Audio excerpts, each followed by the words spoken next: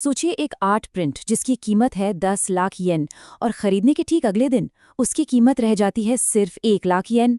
नहीं नहीं, ये कोई अजीब हादसा नहीं है, बल्कि ये एक बहुत ही सोची समझी बिजनेस स्ट्रैटेजी का नतीजा है। और हाँ, ऐसा एक आध बार नहीं होता। ये तो एक पूरे के पूरे बिजनेस मॉडल का सेंटर पॉइंट है, जिसमें वैल्यू तुरंत 90% गिर जाती है।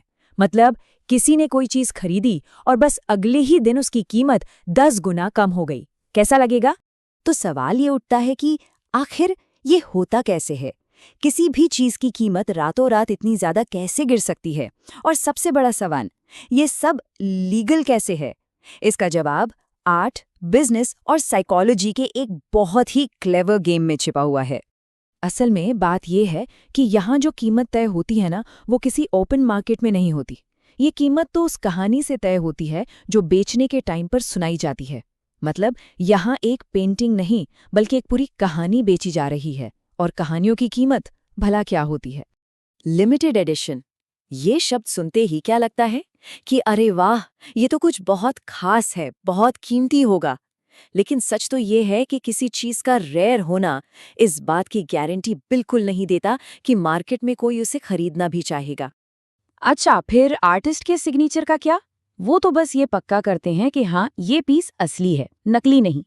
लेकिन ये उसकी मार्केट वैल्यू की गारंटी नहीं देते। देखिए, असली होना एक बात है और कीमती होना वो बिल्कुल दूसरी बात है। तो ये कहानी बुनी कैसे जाती है? कुछ इस तरह की बातों से, अरे इसकी कीमत तो बढ़ने की पूरी संभावना है, या ये तो आपके परिवार के लिए एक एसेट है। ध्यान देने वाली बात यह है कि ये सारी बातें फ्यूचर और इमोशन से जुड़ी हैं, आज की असली कीमत से नहीं। और यही वो तरीका है जिससे आपको सबसे जरूरी सवाल पूछने से रोका जाता है। चलिए, अब सिक्के का दूसरा पहलू देखते हैं। आखिर ये मॉडल बेचने वालों के लिए इतना अट्रैक्टिव क्यों है? सारा राज इसके फाइनेंशियल स्ट्रक्चर में छिपा है। अच्छा, तो जिस प्रिंट को 10 लाख येन में बेचा जा रहा है, अंदाजा लगाइए उसे बनाने में असल में खर्चा कितना आता है? सिर्फ 30,000 से 1 लाख येन।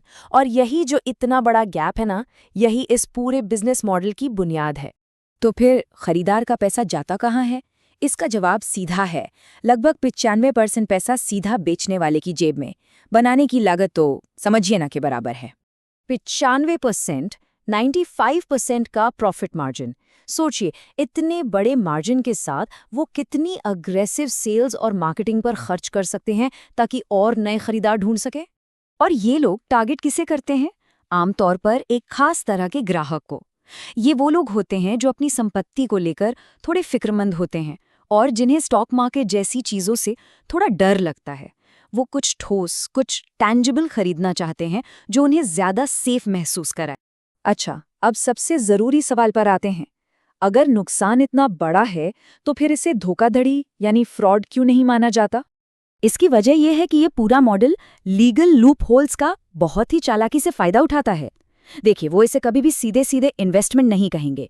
भविष्य की कीमत के बारे में बात करते हुए हमेशा संभावना या पॉसिबिलिटी जैसे शब्दों का इस्तेमाल करेंगे। और सबसे जरूरी, वो सारी कागजी कार्रवाई बिल्कुल सही रखते हैं। और असली प्रॉब्लम यही है, कोई ओपन मार्केट है ही नहीं जहां जाकर कीमत को कंपेयर किया जा सके। कीमत बस वही है जो बेचने वाला आपको उस बंद कमरे में बता रहा है। ये गैर कानूनी नहीं है, पर यही वो जाल है जिसमें खरीदार फंस जाता है।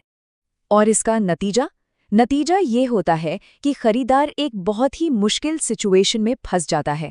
उसके पास एक महंगी चीज तो है, लेकिन उसे न तो वो बेच सकता है, न किसी को बता सकता है कि उसने इसे इतने में खरीदा था, और न ही उसे फेंक सकता है। तो सवाल ये है कि इस जाल से बचा कैसे जाए? इसका एक बहुत ही सिंपल लेकिन पावरफुल तरीका है। तो कोई भी इस जाल में फंसने से कैसे बच सकता है? देखिए, सवाल सीधा है और जवाब भी उतना ही सीधा है। बस एक सवाल है जो बेचने वाले की बनाई हर कहानी को तोड़ सकता है। और वो सवाल है, मैं इसे आज, अभी किसी तीसरे इंसान को कितने में बेच सकता हूँ? बस यही एक सवाल। यह सवाल फ्यूचर की सारी कहानियों से ध्यान हटाकर आज की सच्चाई पर ले आता है। ये सीधा पूछता है कि क्या मैं इसे आज तुरंत कैश में बदल सकता हूँ? और इस सवाल का जवाब बेचने वाले के पास अक्सर होता ही नहीं है।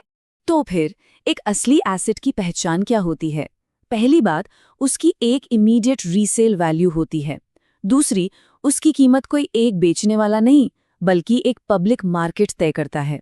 और तीसरी, उसकी खरीद फरोख्त की एक कंसिस्टेंट हिस्ट्री होती है। आखिर में सबसे ज़रूरी बात, अगर किसी चीज़ का कोई सेकेंडरी मार्केट नहीं है तो वो कोई एसेट नहीं है, वो बस एक महंगी सजावट की चीज़ है। और बस इसी एक फ़र्क को समझना इस तरह के हर जाल से बचने की चाबी है।